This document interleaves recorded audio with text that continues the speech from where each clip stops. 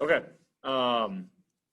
So kind of where we're at, I put up a small extra video that had some more examples of the Bayes theorem that we talked about last week.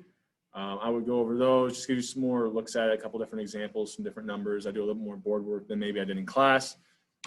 This week, we're going to do discrete random variables today. We'll start the binomial distribution. We'll finish the binomial distribution on Wednesday. Start talking about the Poisson distribution. Probably finish that Friday. I don't think we'll probably completely finish that on Wednesday. But then Friday, once we get done with kind of the new material, I'll start doing some exam review, which will be going over some of the practice exams, which, if you look on Canvas, go to Files, Exam 1 Practice Materials. You've got 2 practice exams with their answers, as well as a formula sheet, which usually if we'd be doing the exam in class, I'd be giving you this formula sheet.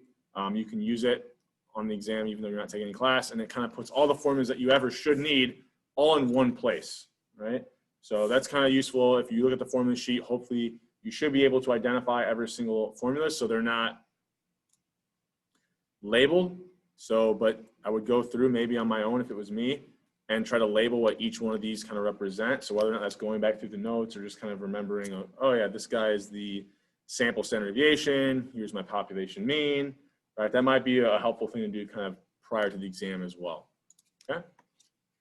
And we'll talk a little bit more about the logistics of the exam next class and then on Friday's class period.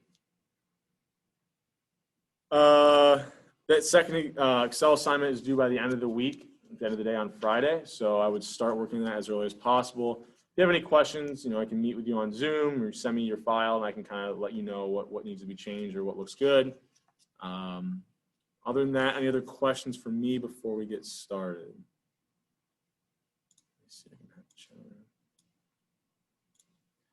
Okay, so we'll just jump into it. Up to this point, we've been looking at data that's already happened, right? Things that have been recorded or collected.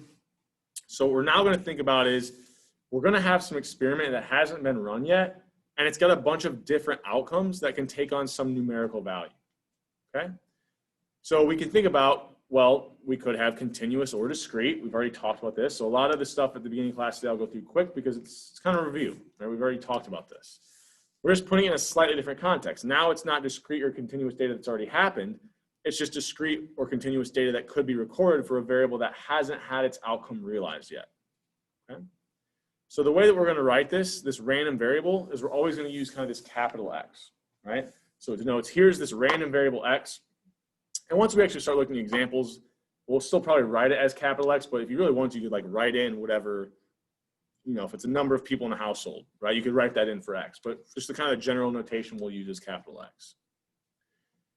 We then have all these different possible outcomes that we could see this variable take on. So let's say that let's just say there were only 3 outcomes that this variable could take on. X1 would be the first outcome that we could see this random variable take. X2 would be the second value that we could see it, and X3 would be the third. So it could be something as simple as I could see 0, 1, or 2 as the possible outcomes for this variable. So X1 would be 0, X2 would be 1, X3 would be 2, right? Those are just the 3 possible outcomes we can see. So usually for these discrete random variables, typically we think about them, it's often like either it's integer values, right? This is kind of what it was before, but it can also be just a small number of responses. So if I had, say, a variable that only could take on 4 or 5 responses, well, it would be discrete, right? So if it had to be truly continuous, it could be any value in between those responses as well. So it doesn't necessarily have to be 0, 1, 2, 3, 4. It could be 3, 6, 9, 12, right? It could be jumps of any kind, right? But we can't see the values in between. We've thought about this already with a number line, right? You've got the integer values you could see, but you can't see something in between, right? Even on this one, even if the possible responses we could see are 0, 4, and 8, but we can't see even the integers in between, it's still discrete, right? It takes on a small set of values. And these are just old slides we've thought about. Continuous, it can be any value in between. We're not dealing with those until after this exam. So we'll start working on continuous random variables following exam 1. So we don't have to worry about this for right now. But if we think about like the different possible variables we could see, so family size, I've used this one before, the number of dependents on your tax return, Well, I could see 0, 1, 2, 3, 4, 5, 6, all the way up to, I don't know, whatever the highest number of kids in a household would be, 20 or something. So that'd be discrete. I can't see 1.5, right? I can't see anything in between there. Distance that you are from the store, right? You break this down to be 5.312 miles. So we have a nice continuous random variable there. And then if I ask someone at random, do they own a dog or a pet? This is where we can actually start to code qualitative variables as quantitative, right? This is still a discrete random variable, but it takes on the value of 1 if the person doesn't own a pet, 2 if they own only a dog, 3 if they only own a cat, 4 if they own both types, right? So this is actually going to be a discrete random variable because it can only take on one of these 4 options, right? So this is the kind of variable that we're going to be dealing with. We'll talk about it in just kind of a general form, and then we'll talk about 2 very specific types of discrete random variables that we can look at. So if we have this discrete random variable and we have all these different outcomes x, we should be able to, we should also have the probability distribution, right? Now we can put this in a table or a graph, and kind of how do we create this distribution? Well, it'll be that we have to have some probability mass function, right?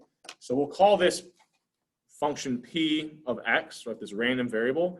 And all this probability mass function is going to do is we're going to have all these different possible outcomes that x could be, and it's going to tell us what the probability is that that random variable takes on that specific x value. So, as I'm talking through here, if you can't see us, let me know if I need to make it bigger, but I don't think we should too for this first part. So let's say I've got this x could take on these possible values, right? All the probability mass function is, when we're dealing with a discrete random variable that isn't kind of unique for us, would be something like, this is 0.2, this is 0.35, this is 0.25, and what? I think this is 0.2. Should get me all the rest of the way up.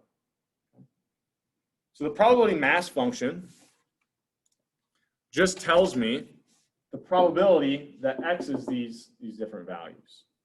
Okay? You can see that. Right? So you can almost imagine these are just x, y pairs. I could, just like I have in the past, take these values and put them into a bar graph, right?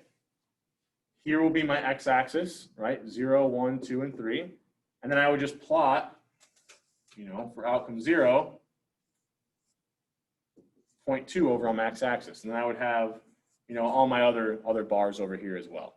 So this is where once I have that probability mass function, which here it's just telling me the probability I see these different outcomes. That's all my probability mass function is here. It's just like what we were doing with kind of relative frequencies. We don't have bins anymore. We just have one value, right? But it's really the exact same thing. Okay? So what's going to have to be true, right, is we're dealing with probabilities. So each one of these probabilities, right, has to be 0 or higher, right? We can't have negative probabilities.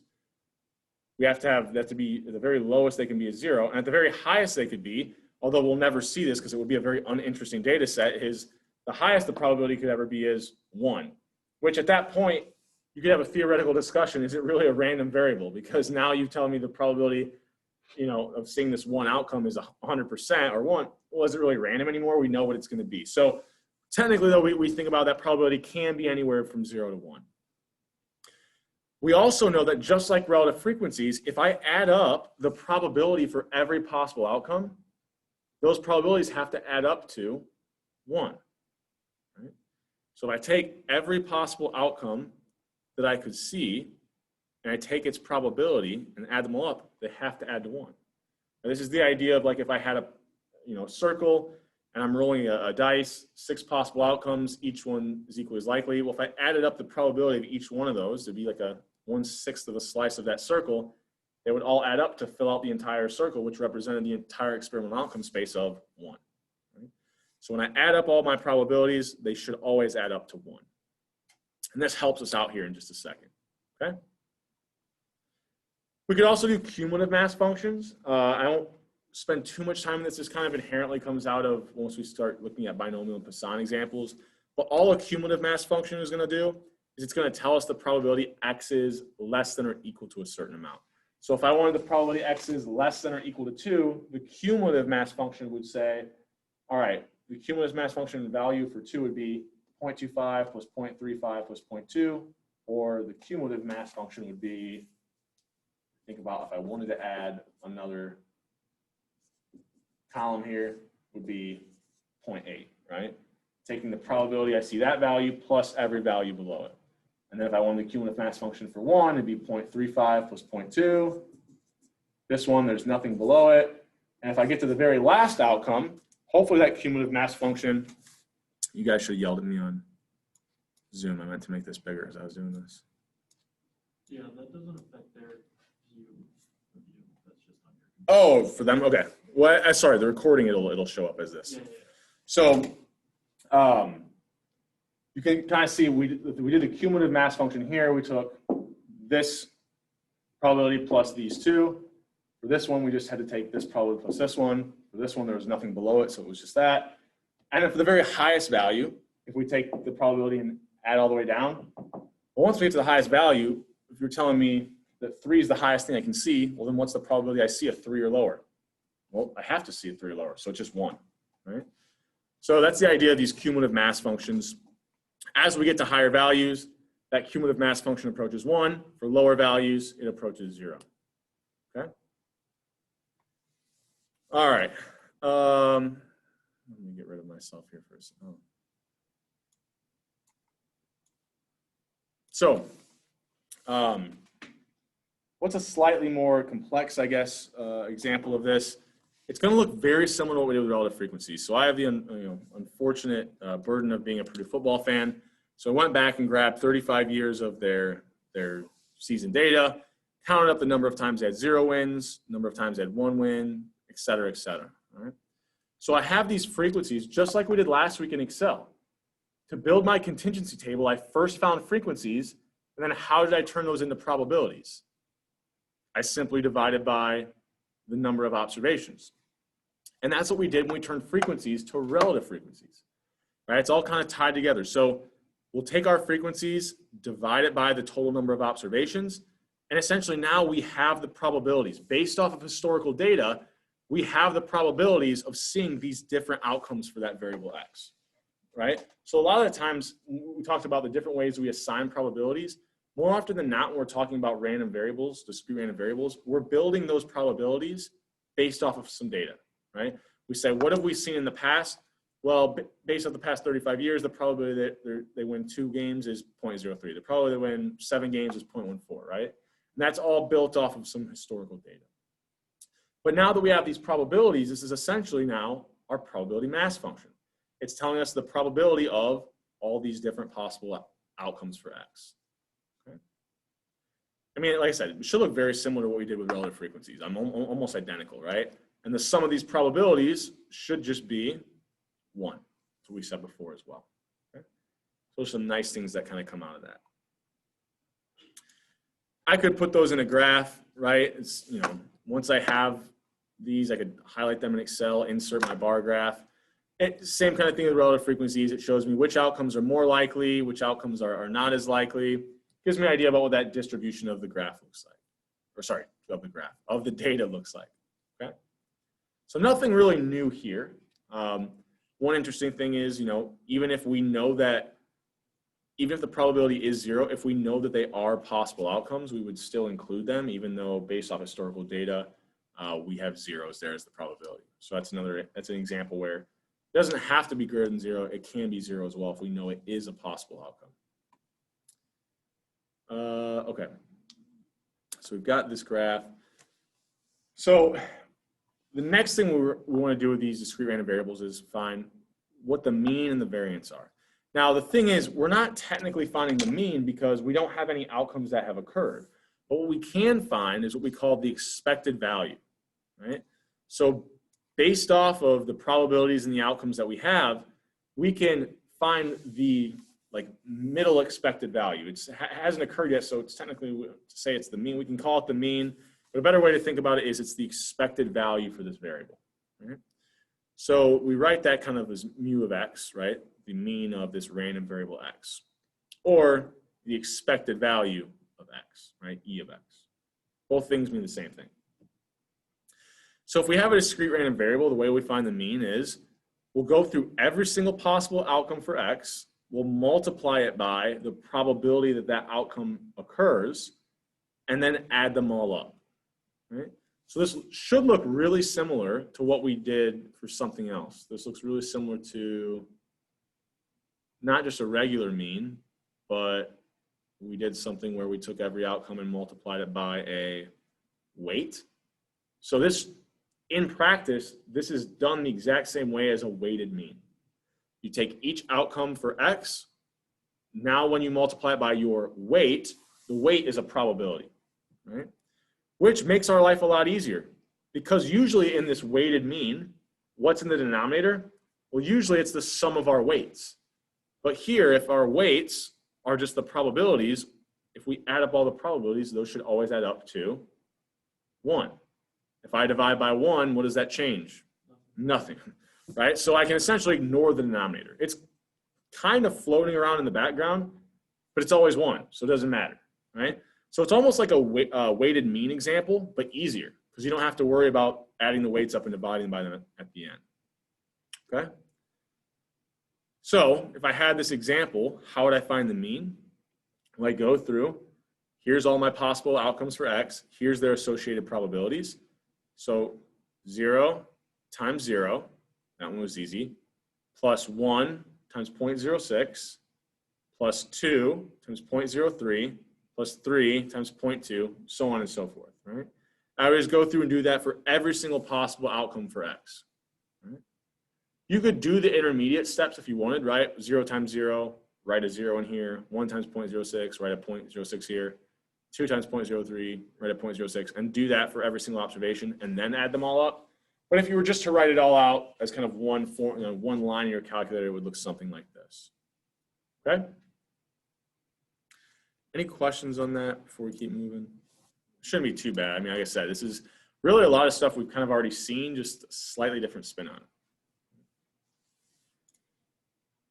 So if I look at this, so I end up getting a mean of about 5.14. Now, if I just looked at these probabilities, I could probably have figured that out to a degree. I mean, if I look for what the most likely outcomes are, looks like it's 3 and 4 here. So these values are going to carry a lot of weight, right? They're going to carry the highest amount of weight when I'm calculating that mean. But I do have some values up here that are somewhat likely, right? 0.14, 0.11, they're going to kind of pull the mean up a little bit. So if I'm looking at this, I don't see high probabilities associated with these low and high values. I probably can imagine that the mean is going to be somewhere in the middle here, 5, 6, 7. To say exactly what it is, I might not be able to pick that out, but just kind of looking at these probabilities, it's probably going to live in the middle here. Sure enough, it's 5.14. Okay. So we could also find the variance of a discrete random variable, and it's going to be almost identical to what we did with the weighted variance. We're going to take each outcome for x. We're going to now subtract the mean or expected value here that we had found earlier. Once we have that deviation, we'll square it, but then we still need to multiply it by its weight, which now the weight is just the probability that it occurs. We'll do that for every observation, add them all up, and then once again, we could divide by the sum of our weights, but the sum of our weights would be the sum of the probabilities, which is just 1. Okay. Now, if we want to find the standard deviation, just like always, once we have the variance, we would just take the square root, right? Nothing changes there, okay? Excuse me. So if we have this weighted variance equation, and I can kind of walk us through kind of how we got to this point, I would take the very first outcome for x, 0. If I go back, my mean was 5.14. So I'll subtract from that value of 0, 5.14, square it, and then multiply it by the probability it occurs. So 0 minus 5.14 squared times 0. Well, that one's easy. We didn't really, that's just 0.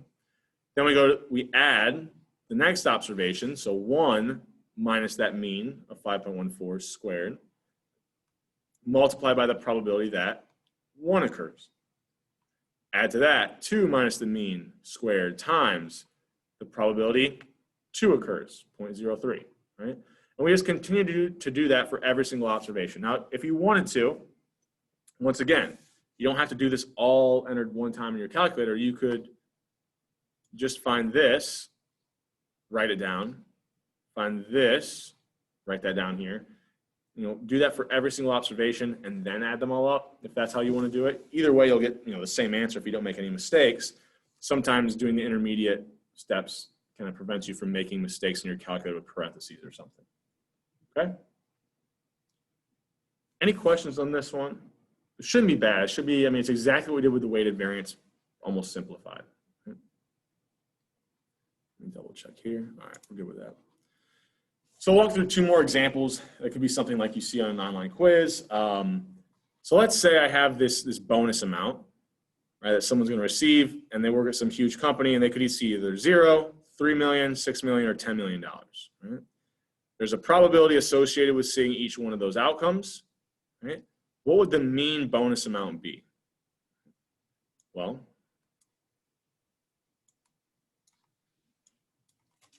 so what we would do here is we'd have all of our possible outcomes for x, right? They can only take on 4 values, 0, 3, 6, and 10, I think. Yes. So each one has its associated probability. So what I would do is take that very first outcome of 10 million, right? Multiply it by the probability that it occurs. Add to that the next possible value, which is 6 million, times the probability that it occurs. Add to that the next possible outcome of 3 million times the probability that it occurs.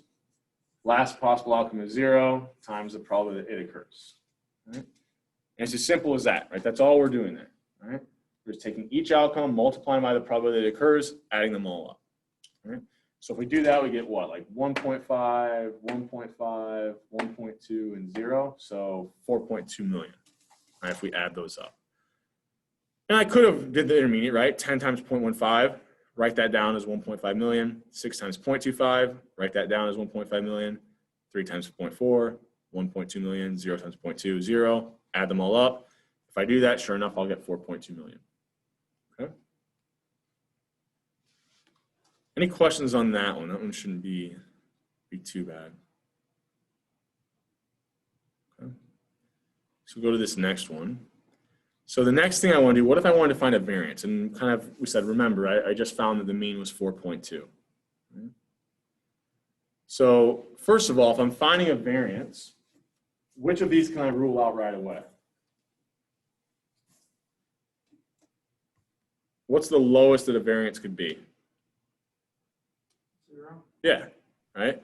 In fact, it would be really weird for a discrete random variable to have a variance of 0, it would have to have one outcome with a probability of occurring of 1, right? Anytime I have multiple outcomes with anything more than a 0 probability of occurring, I now have a positive variance. Because remember, we're squaring every single deviation, so this will always be positive. Probabilities can't be negative, so this will always be positive. So we're always going to have a positive value. So I can rule out B right away. Right?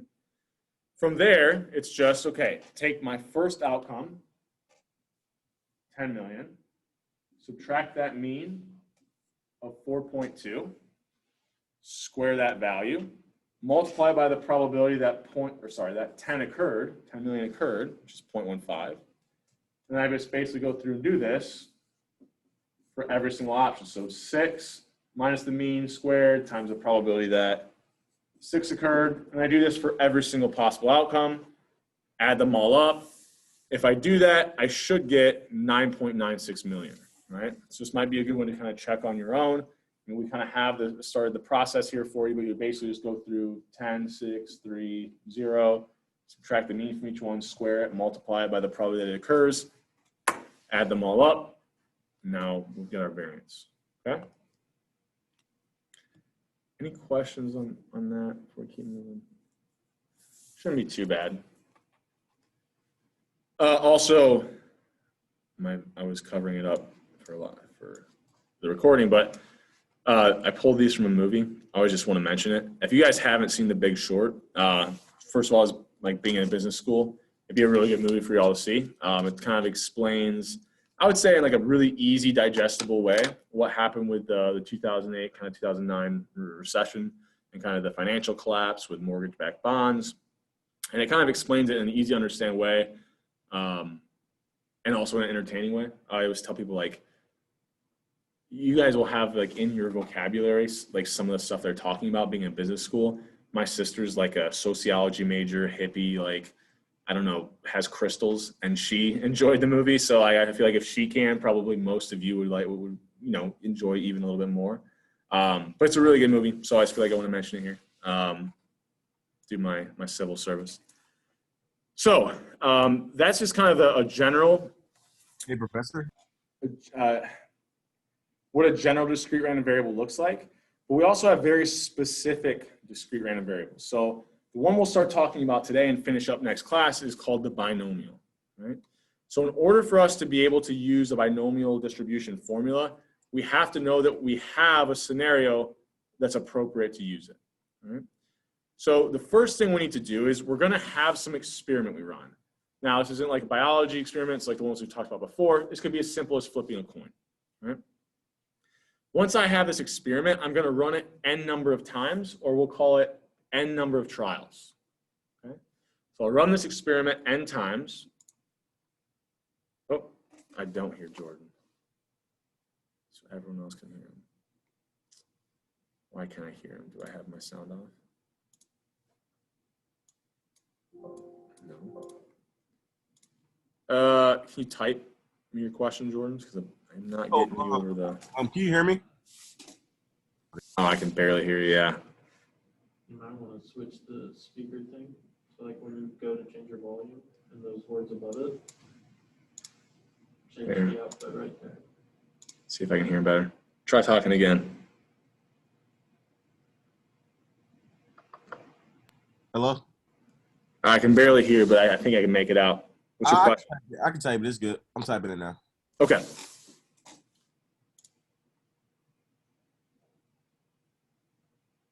This one should be the one that plays over the loudspeaker.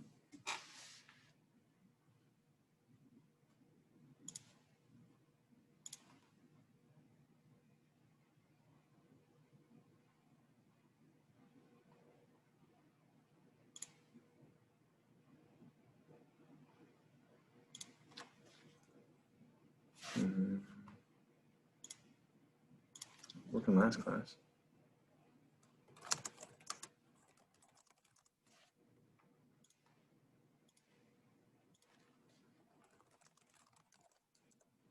Let's see. I'll keep an eye on it. Oh, there it is. Awesome. Oh, for the test. Yeah, so you can use a calculator in your test. There's no way you would, especially with what we're about to talk to, there's no way you can do this without a calculator. Like I said, we'll talk a little bit more about the logistics of the exam next class. But yeah, you can use a calculator. I would suggest getting comfortable with whatever calculator you plan on using for the exam.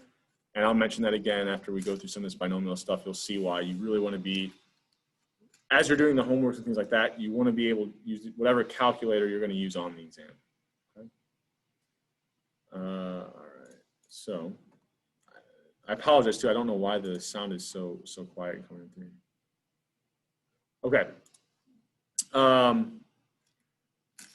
Where did I stop? So we have n number of trials. On each trial, we're going to have only two possible outcomes.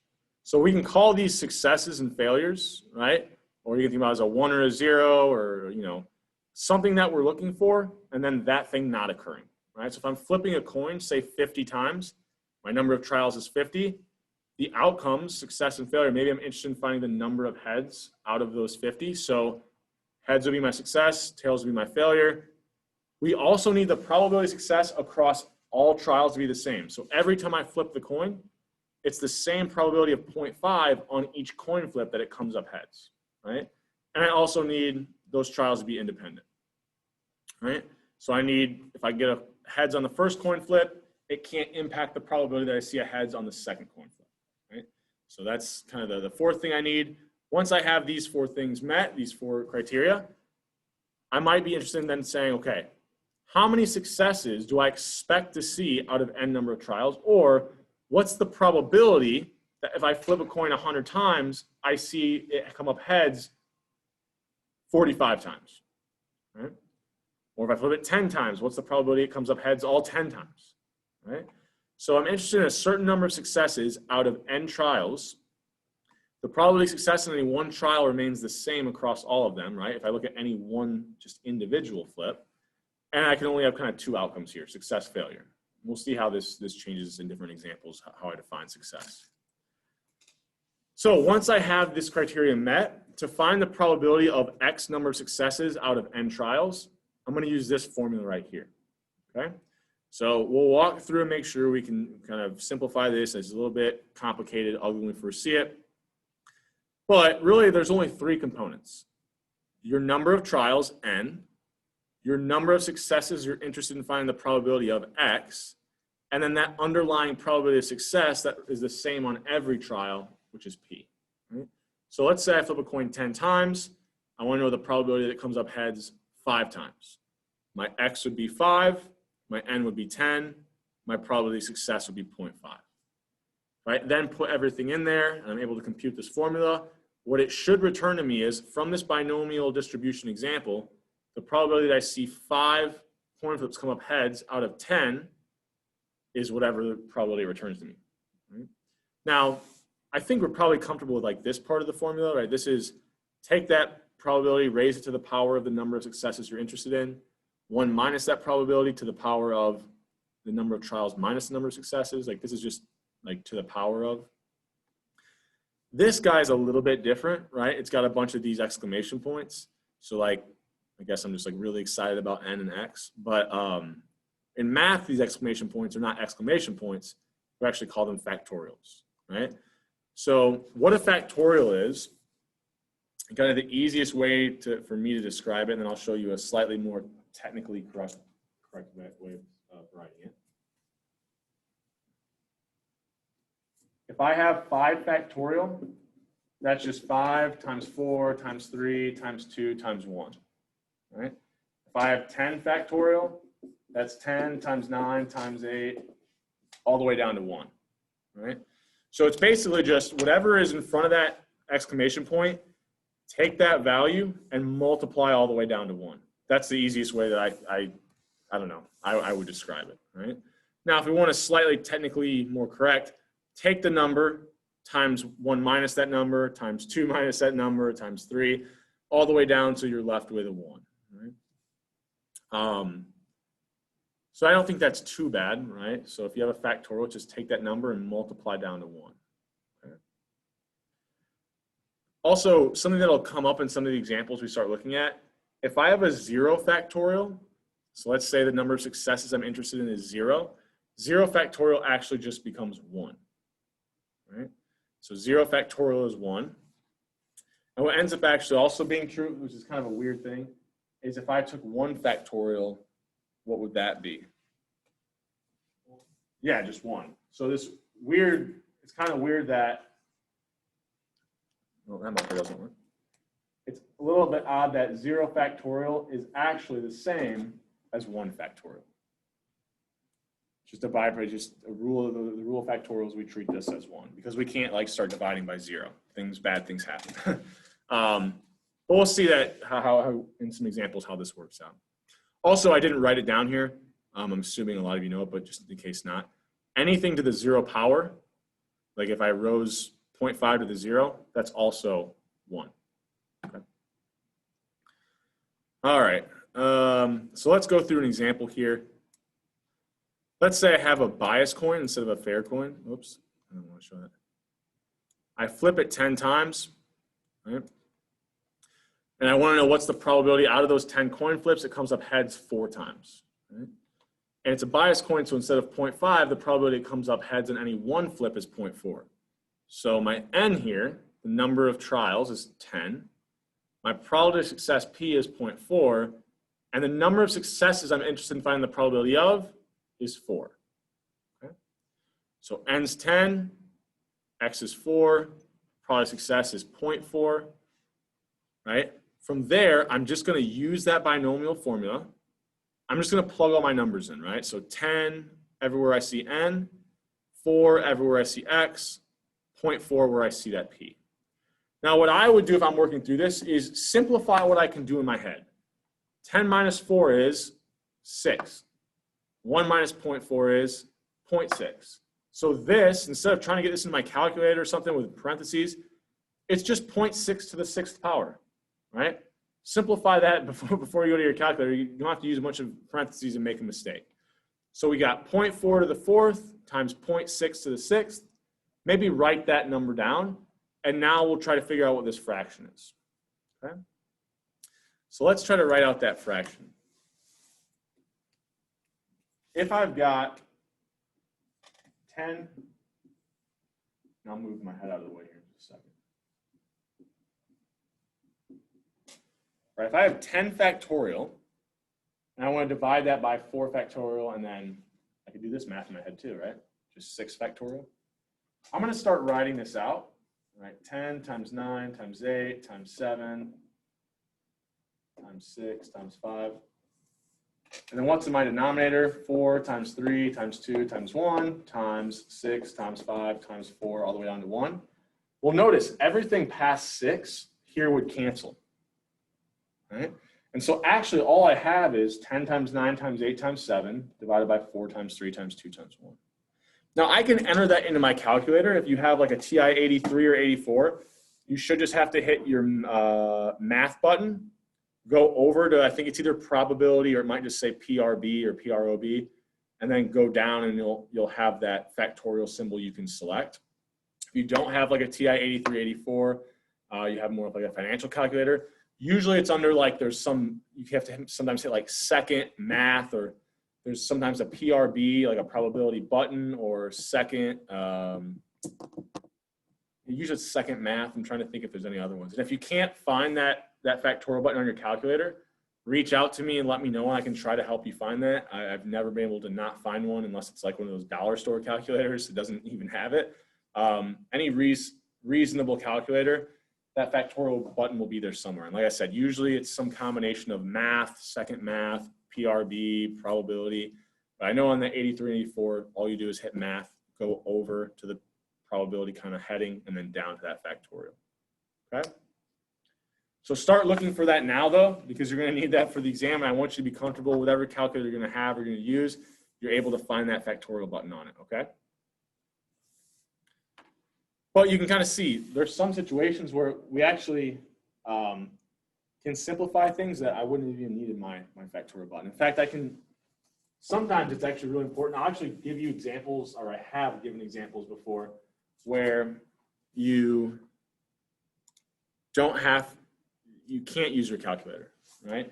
So if someone had a TA 83 or 84 here, and they tried to enter this into their calculator, it will be very mad at them, all right? 100 factorial is a crazy high number and it can't do it, right? So this is one of those things where sometimes you're limited in your technology, but it's just because of the way the technology works or is coded. Because if I think about this, I don't need my calculator to really do much for me, because, so this is 98, so 98 times 97 all the way down to 1. Everything after 98 would cancel. All I need to do is 100 times 99 divided by 2 times 1. And 2 times 1, I could just divide by 2, right? So sometimes if I give you examples with really large numbers, it's probably because like I want you to do something like this, and realize that you don't need to be completely reliant on your calculator, because sometimes it won't be able to solve something like that if you try entering in with the factorials. Okay? All right. I'm not sure how far we got in the other class. How much time do we have? 10 minutes? Well, if we go through a little bit quicker, we'll have some more time for practice stuff at the end of the week. So let's say I have a different example where I've got 30% of adults have a college degree, right? I chose one adult at random. I then select 5 and say, what's the probability that exactly 3 of them have a degree? Right? Not at least 3, but exactly 3. Right? Well, my number of trials would be what here? I'm thinking about asking a person if they have a degree or not. So my success failure is, do you have a college degree is my success. If you don't, then I have that as my failure. Right? I could flip those if I really wanted to, but I'll keep it that way. I'm asking 5 people, so that's my number of trials. And if any one, like if I just asked one person at random, the probability they have a degree would be 0.3, right? So I've got this underlying probability of success for any one trial is 0.3. My number of trials is, where was it? 5. And the number of successes I'm interested in finding the probability of is 3. So n is 5, x is 3, p is 0.3. Once again, at that point, I've identified the piece of information I need. And it's just a matter of plugging everything into that equation, right? So everywhere there's an n, put a 5. Everywhere there's a p, 0.3. Everywhere there's an x, a 3. Right? Once again, I would simplify this. This is what, 0.7 to the second power. So simplify that right away. 5 minus 3 is 4, right? No, sorry, 5 minus 3 is 4. 5 minus 3 is 2. I was thinking about skipping ahead. 5 minus 3 is 2. So this is just 2 factorial, right? So I would simplify everything first and then try to kind of get this entered into my calculator. And like I said, if you want to break up into parts, try to find this part first, then find this part, and then multiply them by each other. You know, if that makes it a little bit easier for you. I know a lot of students in the past have done that. What I end up finding is that probability of success is 0.13, right? So the probability that out of 5 people, if I asked 5 people, the probability that 3 of them have a college degree would be about 13%, or probably 0.13. Okay. Now, I'm going to cheat us a little bit and kind of lead us into some discussion we'll have next class. So we'll revisit this discussion. But let's say I did this exact same thing, but instead of 3, I'm interested in what's the probability that exactly 4 people have a college degree. Well, let's take a step back and think about just these binomial examples and what we're doing. So let's say I'm flipping a coin. If I flip it 10 times, how many times on average would you expect to come up heads? 50%, and so out of 10, you would expect that about 5 would be the most common, right? So I think about the probability I see 5 out of 10, that's going to be the most likely outcome. That'll have the highest probability. Well, what's the probability then that I see 6 out of 10? Well, it's going to be a little bit lower because it's not the most common outcome. It's not quite as likely. What's the probability I see 7? Not as likely. What's the probability I see 8? Not as likely. 9, not as likely. 10, not near as likely, right? As I move away from kind of that expected value, the probability falls. Now, intuitively, that expected value we can do in our head, I think with like the easy number of like 10 or 100. It gets a little bit harder when we break it down to 5. But think about the college example, right? If on average 30% of people have a college degree, if I ask 10 people, what's the most common outcome, the most common number of successes or people I'll see that have a degree out of 10 be? Just 3, right? And really what you're doing in your head there, it's kind of intuitive, but you're taking the number of trials, 10, and multiplying it by the probability of success, 0.3. And with the coin flip, you took 10 and you multiplied it by 0.5. So here, if I think about my example, where I have 5 people, if I had a 30% chance that 0.3 is my probability, the expected number would actually be 1.5. So I can't see 1.5 people out of 5 have a college degree, but I can see 1 and 2. So I know 1 and 2 are going to be my most likely outcomes. And then as I move further from that, it's just become less and less likely, right? Because if on average 30% of people have a degree, for me to see 4 out of 5 or 5 out of 5, that's not near as likely as seeing 1 or 2 out of 5. Okay? So if I found that the probability of seeing 3 out of 5 people have a degree is 0.13, the probability of seeing 4 out of 5 should be lower, right? It's moving further and further from that expected value of, what, 5 times 0.3 or 1.5? So if I look at these outcomes, the only one that should really make sense here is A. But I can go ahead and compute it, and the only thing that changes is now my x is 4. So now I plug everything in here, and I get about 0.028. Okay. Also, one thing to kind of point out here is, if I think about what simplifies, this is where so I have 4 factorial here and 5 factorial. So everything from 4 will cancel. So I'm just left with a 5 on top, and then 5 minus 4 is 1. So 5 divided by 1 factorial, or 5 divided by 1. So really, this guy right here just simplifies down to 5, right? And I can do that by using the method I was using earlier, where I'm like canceling things out by writing it out a little bit. Okay. Well, other than that, it's just a matter of starting to get comfortable entering this equation into your calculator, right? So maybe a good thing would be to kind of reproduce these numbers, be able to enter this in your calculator, get the 0.028, enter this in your calculator, get the 0.13. We'll talk a little bit more about some other stuff we could do next class. We'll relate this to the expected value of the mean. Right now, I'm just asking you and it was intuitive. Excuse me, but we'll put an actual formula to it next class. We'll finish up the binomial and we'll kind of start on the Poisson, okay? Any other questions for me before we get out of here today? You should also see, sorry, what? Are you going to keep doing weekend recordings? No, so now that I'm kind of caught up from the class that we missed. And like I said, that one today, if you didn't watch it, it wouldn't have really stopped you from understanding today's. It was just some additional examples that I didn't get to do as many in class as I wanted. So I wanted to give you a few more examples to kind of look at. Even as we're getting closer to the exam, maybe even use it as exam review if you want to do it that way. Yeah. Yeah, it was no new material. It was just more base theorem examples. That's a good question. Any other questions? All right, so we'll talk a little bit more about the kind of structure of the exam and things like that on Wednesday. But you can start going through those practice exams. A lot of them, the exam will be multiple choice, so it'll look very similar to what those practice exams will look like. If you have any questions at any point, feel free to email me. If you want to stop, schedule time to stop by my office hours in person, send me an email. We can schedule a time or a Zoom meeting. We can do that as well. Okay. All right. I'll see you guys Wednesday.